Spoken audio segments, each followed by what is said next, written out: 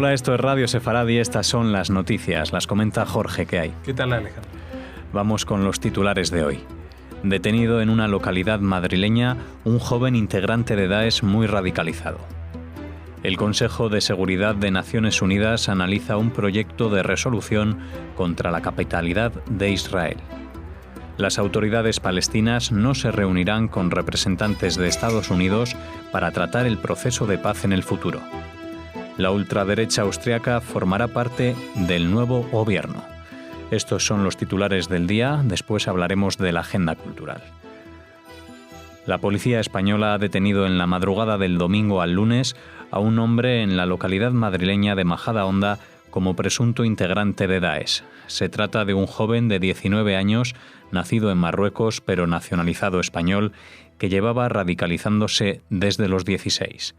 El joven se encontraba en un estado muy avanzado de captación y había manifestado abiertamente en sus perfiles en redes sociales su vocación de convertirse en mártir y transformarse así en un instrumento de guerra del terrorismo yihadista. A través de Internet había obtenido una cuantiosa cantidad de material audiovisual y documental dirigido a adiestrarse y a consolidar su compromiso para cumplir con las misiones de la yihad digital y la yihad violenta en el marco de la yihad global. Sí, esta es una detención que se ha apresurado porque se había detectado, a pesar de que lo estaban observando desde hace tiempo este personaje, pues que ya en las últimas semanas se había puesto a punto de cometer algún atentado o alguna cosa así, con lo cual se procedió a la detención.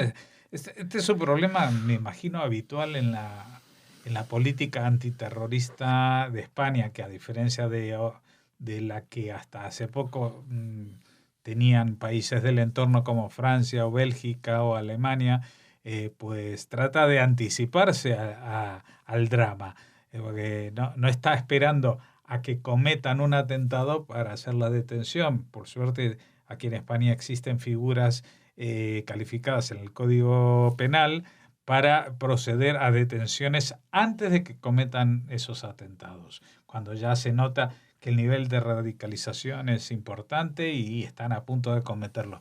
Lo que pasa es que también es cierto que anticipándose y antes de que se cometa un asesinato, un atentado, un homicidio, lo que sea, pues las penas que pueden hacer recaer en estos acusados serán menores que cuando efectivamente ya han realizado los atentados, con lo cual dentro de un tiempo, después de un tiempo, está nuevamente en la calle y con muchas veces después de haber pasado en prisión por un proceso de radicalización todavía mayor.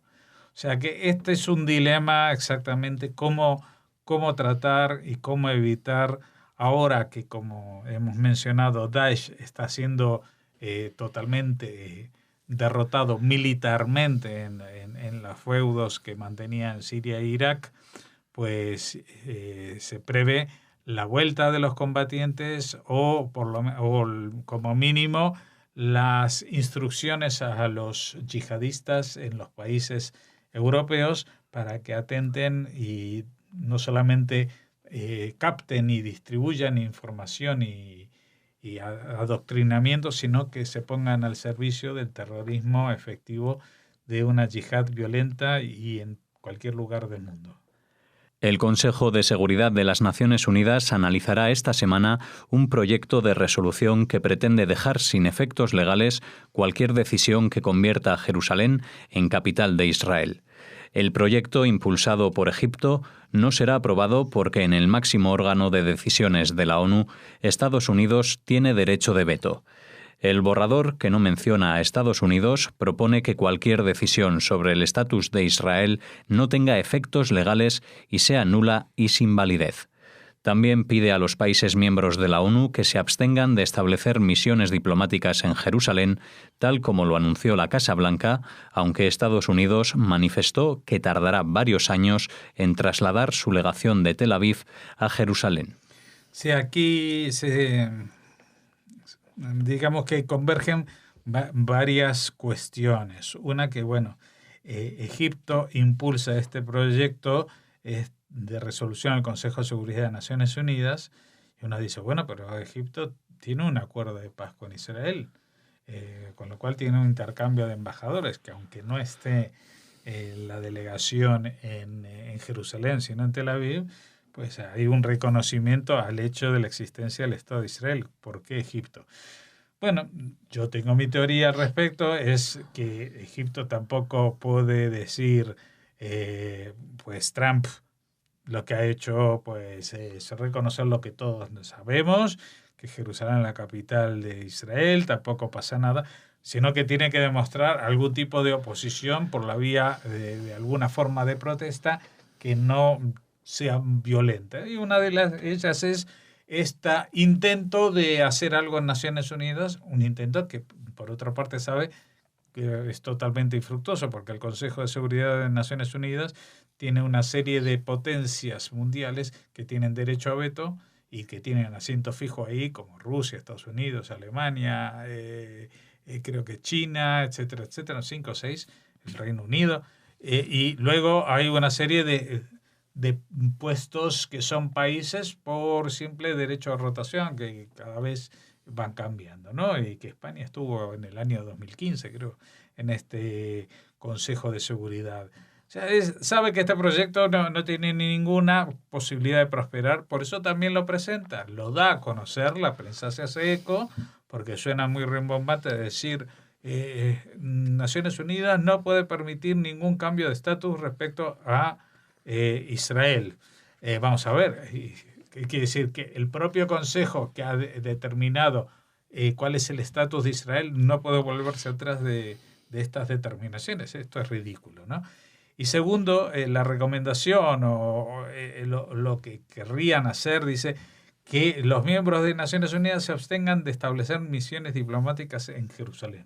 Vale, pero esto resulta que hoy mismo coincide con que Erdogan, en su espíritu también de dar respuesta a Israel, cuando por otra parte tiene un acercamiento cada vez mayor a Israel e incluso ha pactado la solución de aquel encontronazo con la flotilla israelí, la flotilla turca que quería llegar a Gaza en Israel y murieron personas.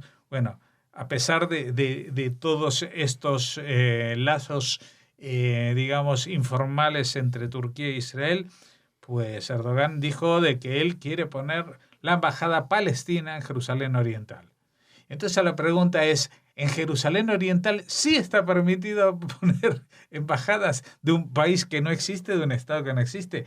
O sea, está prohibido poner misiones diplomáticas que reconozcan a Israel.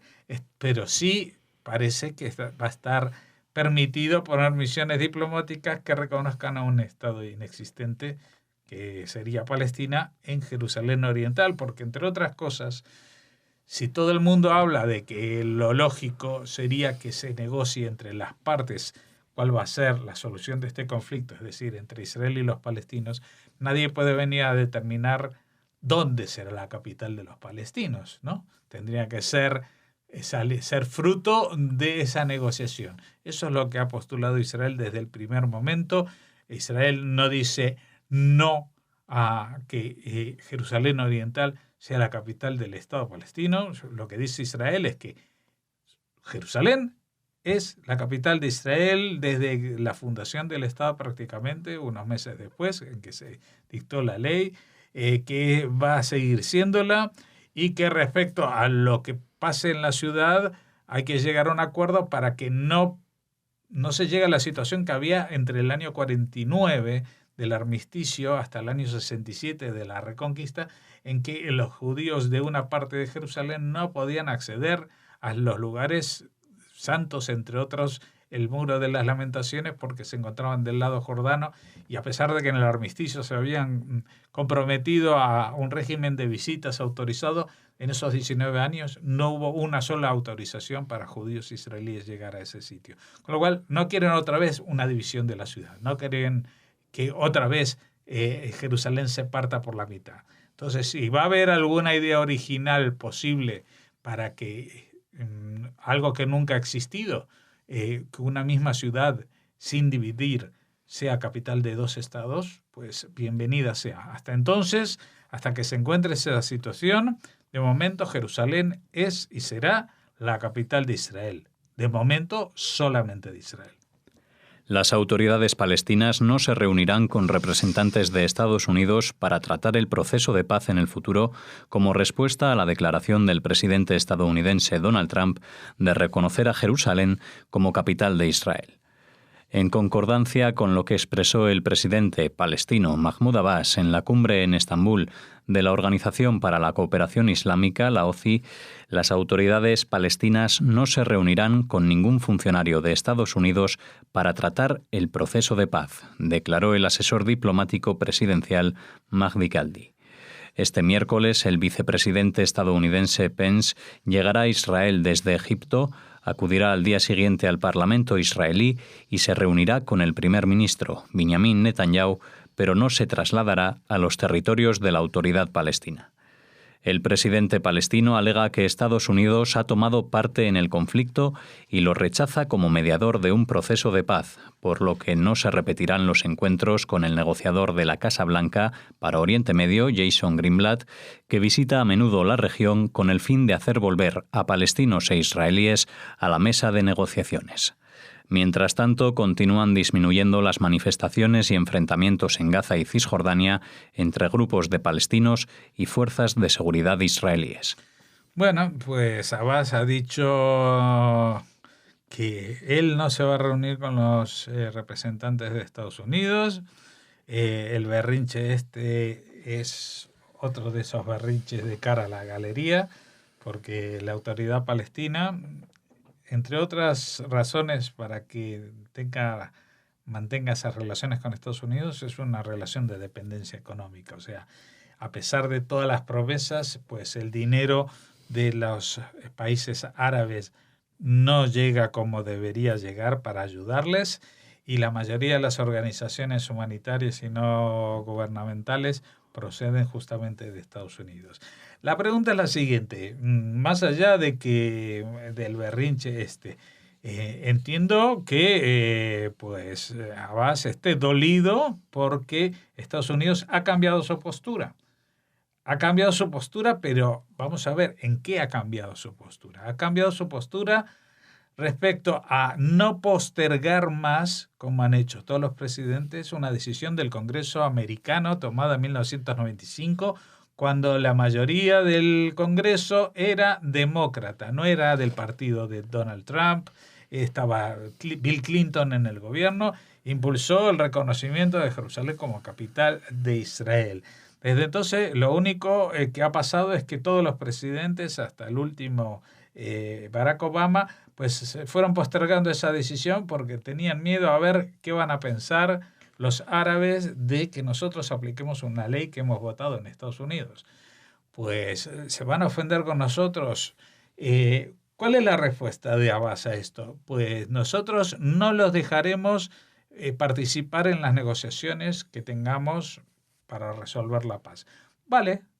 La pregunta es, sin Estados Unidos, ¿los palestinos sí se van a sentar con Israel a dialogar de paz? Es que eso es lo que Israel ha venido hablando de ello de los últimos 50 años. Negociaciones directas, palestinos, israelíes. Y fueron siempre los palestinos los que dijeron, no, tienen que estar Estados Unidos, tiene que estar Rusia, tiene que estar la Unión Europea, tiene que estar la Liga Árabe y tiene que estar el vecino del cuarto piso. Todo este fenómeno es lo que se conoce como internacionalizar un conflicto. ¿Por qué? Porque él sabe que a nivel internacional tienen una imagen, los palestinos, de ser los pobrecitos, de ser las víctimas del conflicto. Pero este conflicto, como tantos otros, pero este en especial, no es blanco y negro. Ellos tienen la sensación bastante certera de que, por ejemplo, en Europa, los países de la Unión Europea van a actuar respaldando de forma unánime y sin pensárselo demasiado en blanco y negro a la opción palestina, y van a hacer todo lo que los palestinos les digan que tienen que hacer en contra de los israelíes. En cambio, ahora Estados Unidos, que no ha dicho lo que Israel ha conquistado en el 67 se lo va a quedar, no. lo que ha dicho Donald Trump, en el mismo discurso en el que dijo que reconocía la capitalidad de Jerusalén, ha dicho, esto no tiene nada que ver con las negociaciones de paz, esto no quiere decir que nosotros determinemos hasta dónde llega Jerusalén o hasta dónde llega Israel y dónde está Palestina, y es más, ha dado un paso que no había dado antes, porque este paso sí que sería más proclive a la versión palestina, que es el reconocimiento a la solución de dos estados, porque él dijo, yo estaría dispuesto a reconocer cualquier tipo de negociación al que lleguen los dos, incluida una que no sea de dos estados, es decir, que Israel se convierta en el dueño absoluto de todos los territorios, si eso es lo que va a traer la paz. Ahora ya ni siquiera dice eso, dice, nosotros apoyamos la solución de dos estados y dejaremos que sean israelíes y palestinos los que determinen dónde empieza uno y dónde acaba el otro. Esa es la posición que ha establecido Estados Unidos, pero a mí la proclama esta de Donald Trump me llama mucho la atención, porque lo que ha dejado a las claras es como en aquel cuento de niños del emperador desnudo, que iba con el traje del emperador y que nadie se atrevía a decirle que iba desnudo y solamente un niño se le dijo, bueno, aquí es Trump, sale a decir algo que es tan obvio que es como que el emperador va desnudo, solamente que lo está diciendo justamente el emperador, que es el jefe de gobierno del principal estado, la potencia más grande del mundo, está diciendo Jerusalén es la capital de Israel desde siempre, lo ha sido, así que no reconocerlo es una tontería. Pero se lo está diciendo más que a los árabes, que lo saben perfectamente, se lo está diciendo a la opinión pública, que está con una venda en los ojos o con una de estos visores que llevan los caballos para no mirar, estas orejeras que tienen para no mirar a los costados y concentrarse en un solo foco. El foco de la verdad en Oriente Medio no es blanco ni es negro, tiene una gama muy amplia de grises que todas las partes van a tener que sentarse a dilucidar de qué parte de la luz y de la oscuridad van a quedar en una futura negociación. Pero lo que no tiene sentido es que sigamos con estos berrinches infantiles para alguien que ya tiene 80 y muchos años y está entrando en una edad peligrosa. El ultranacionalista Partido Liberal Austríaco, FPO, sube al poder de Austria tras cerrar con el democristiano Partido Popular, OVP, un acuerdo de coalición que refleja el fuerte vuelco a la derecha dado por la República Alpina en las elecciones legislativas del pasado 15 de octubre.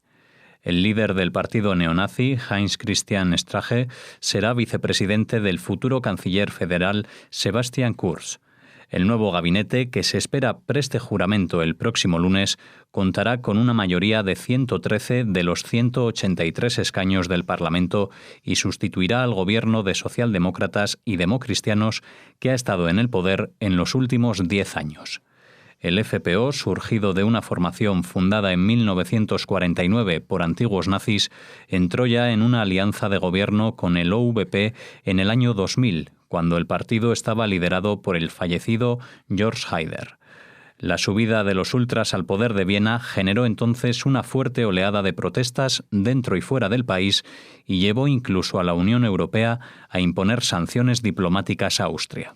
Sí, unas sanciones diplomáticas que me temo yo que ahora en el 2017 o 2018 prácticamente pues ya no van a tener ni la misma potencia ni el mismo efecto y puede que ni siquiera se lleguen a sancionar, porque los países miembros de la Unión son ahora muchos y aparte el efecto de estas sanciones pues es mínimo.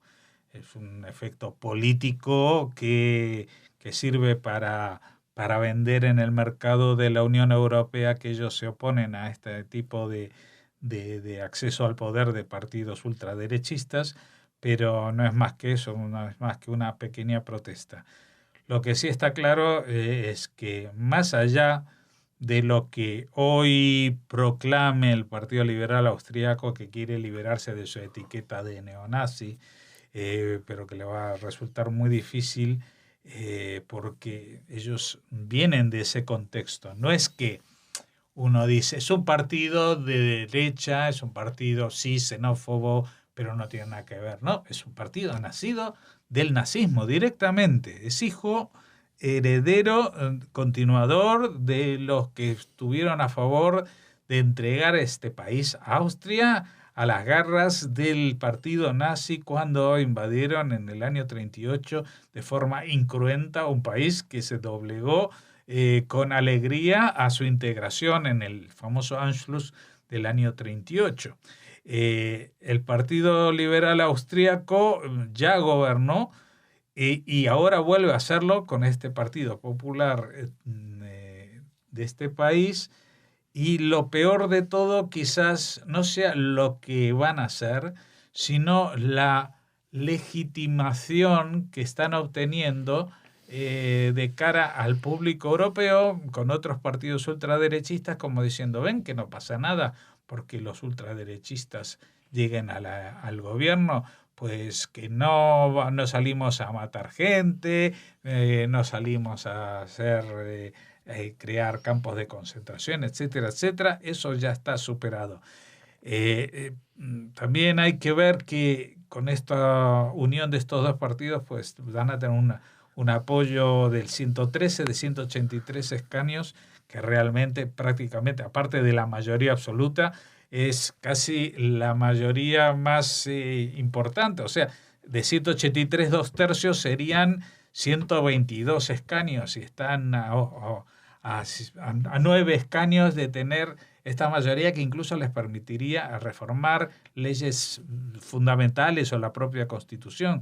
Con lo cual, pues, esto unido a la juventud del nuevo presidente, que va a ser el presidente más joven que tiene Europa y ha tenido Europa, creo, Sebastián Kurz, con 31 años, que si bien ha tenido un desarrollo muy importante en el ministerio que estaba hasta ahora a cargo, pues quizás no sea un perro viejo, como diríamos, entre comillas, lo suficientemente sabio para saber si los ultras se la cuelan y hasta dónde. Así que vamos a estar observando y bastante preocupados con estas cosas que pasan en el sudeste de Europa, en esta zona donde se acumulan las manifestaciones ultraderechistas como las que ya existían en Hungría y que ahora se refuerzan más allá de la frontera también en Austria. Finalizamos aquí esta primera parte de las noticias, hacemos ahora una pausa y volvemos con la agenda cultural.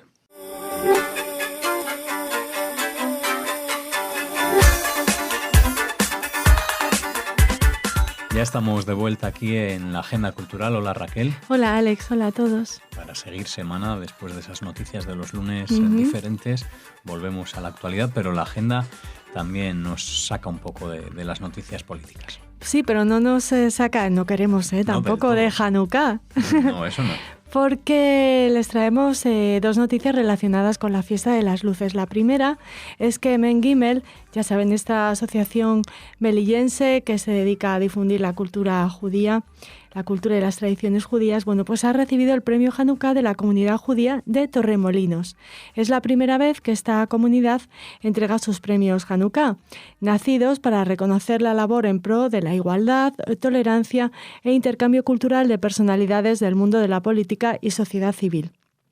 Así que felicitamos desde aquí a Mordechai Warnitz, el presidente de la Asociación Melillense Men Gimel, por este premio. Él recogió el galardón en el Palacio de Congresos de la ciudad malagueña en un acto al que asistieron las principales autoridades de Torremolinos y Málaga, miembros de las diferentes culturas, así como miembros de las comunidades judías de Málaga, Torremolinos y Marbella.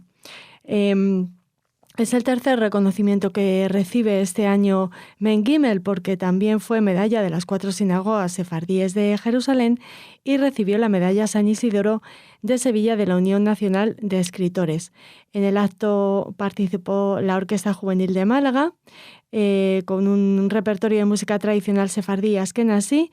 Y decir que Mordechai Warnitz valora este premio como el reconocimiento al equipo que tiene el honor de presidir y a todos los colaboradores externos de Mein Gimel.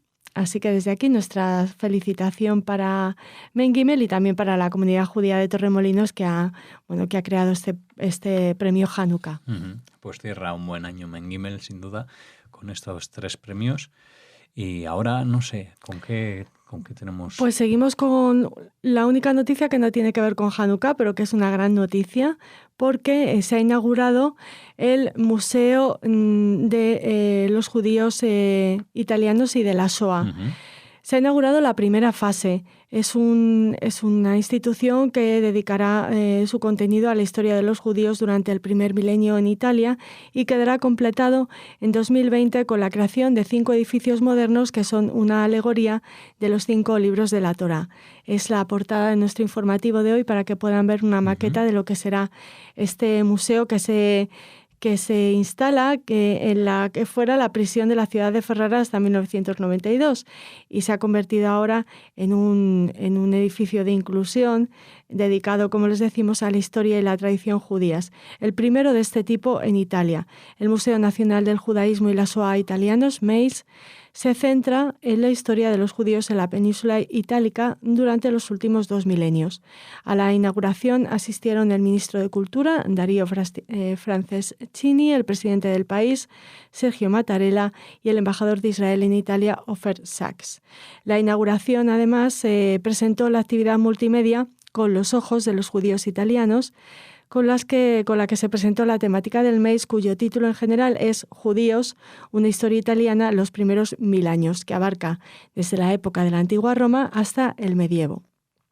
Se exhibirán 200 objetos preciosos, incluidos 20 manuscritos, 18 documentos medievales, 49 epígrafes de las épocas romana y medieval, así como 121 anillos, sellos, monedas y amuletos judíos de todo el mundo provenientes de lugares como la Geniza del Cairo, el Museo Arqueológico Nacional de Nápoles, los museos del Vaticano o la Biblioteca de la Universidad de Cambridge.